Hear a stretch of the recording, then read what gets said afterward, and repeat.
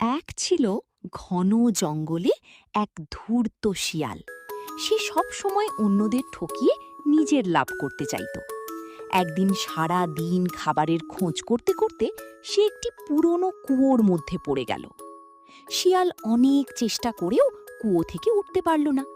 ঠিক তখনই সেখানে একটি ছাগল এলো।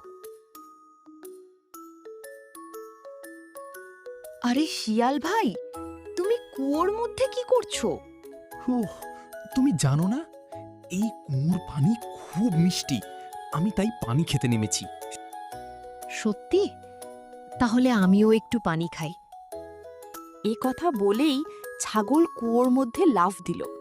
সে পানি খেল, কিন্তু তারপর বুঝতে পারল যে উপরে ওঠার কোনো উপায় নেই। এখন আমরা উঠব কিভাবে? তুমি সামনের পা দুটো দেয়ালে রেখে দাঁড়াও। আমি তোমার পিঠে উঠে বাইরে চলে যাই, তারপর তোমাকে টেনে তুলব।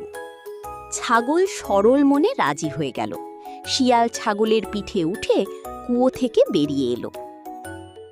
বাইরে এসে শিয়াল হেসে বলল, বন্ধু, পৃথিবীতে শুধু ভালো মন থাকলেই হয় না, একটু বুদ্ধিও থাকতে হয়। এ কথা বলে সে চলে যেতে লাগল।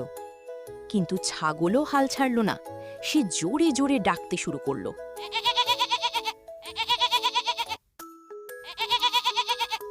কিছুক্ষণ পরে কয়েকজন রাখাল সেই পথ দিয়ে যাচ্ছিল।